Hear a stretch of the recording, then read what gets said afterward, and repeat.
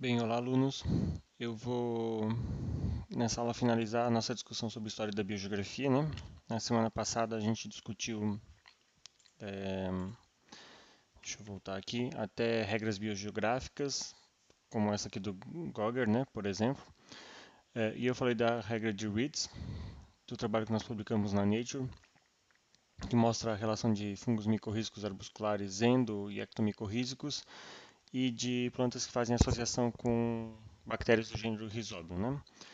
O que faltou para a gente discutir? Um dos temas são zonas de vida, tá? E uma zona de vida é uma região biogeográfica que é delimitada por parâmetros climáticos, como temperatura ou precipitação, que são duas variáveis que determinam boa parte da distribuição da vegetação ao redor do mundo, de modo que eles resumem zonas semelhantes, tá? Vocês verem aqui, as zonas de vida de Merriam são uma das mais tradicionais. Essa figura costuma aparecer em vários livros de ecologia, por exemplo, né? Onde a gente tem, vou pegar o laser, aquela máxima, né, de que a latitude compensa a altitude, né? Então, conforme se eleva uma montanha, os tipos de bioma, inclusive, vão mudando. E montanha é montanha, né? Não qualquer morrinho que a gente tem por aí. Então, por exemplo, aqui nos Estados Unidos, né? O lado direito aqui está o oceano, o lado esquerdo não está o oceano. E a gente tem aqui desertos, né? Os chaparrais até as florestas boreais, né? E ali em cima a vegetação mais azonal. E depois a gente tem algo parecido, né, do outro lado. Tá? Então, zonas de vidas elas vão mostrar essa mudança de vegetação.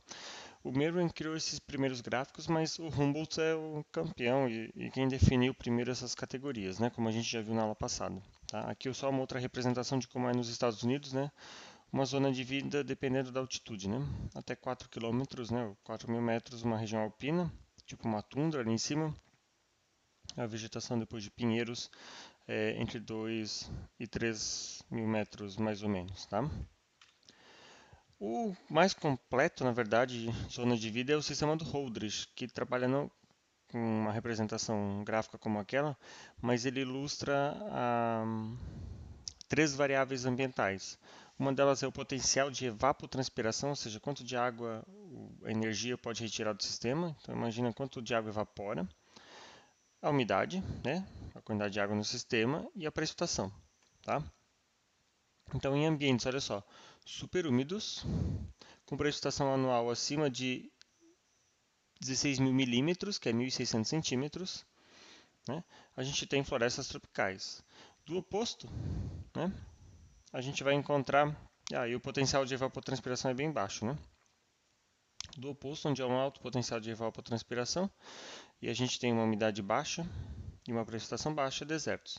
Então a gente encontra os tipos de bioma mais ou menos assim estabelecidos. Quando a gente for discutir biomas, a gente vai voltar um pouquinho nessa figura para entender o que é um bioma de fato, tá? E vejam que a gente não encontra aqui a Amazônia, né, Floresta Atlântica, porque já vou adiantar um spoiler, eles não são biomas.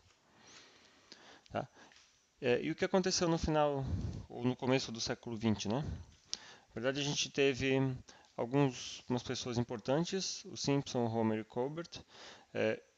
A paleontologia começa a fornecer evidências mais concretas da biogeografia, né? E começa a se discutir dispersão de origem, descrições de origem, dispersão, radiação e declínio de vertebrados terrestres, com muito mais evidências do que a gente tinha até então. Tá?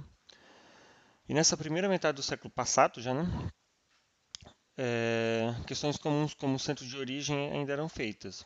Onde estava o berço da formação e diversificação da biota, objetivos de muitas monografias sistemáticas, então tentando mostrar a origem da vida, onde ela se originou, ou pelo menos alguns grupos, e como de lá ela se expandiu, tá? Relações entre ecologia e geologia, padrão de variação morfológica das espécies, né, como elas variam ao longo de um gradiente ambiental.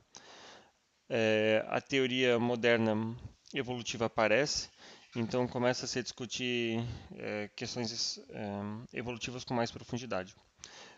Mayr publica o seu conceito biológico de espécies, né, e se identifica a especiação por alopatria, que a gente vai discutir adiante, tá?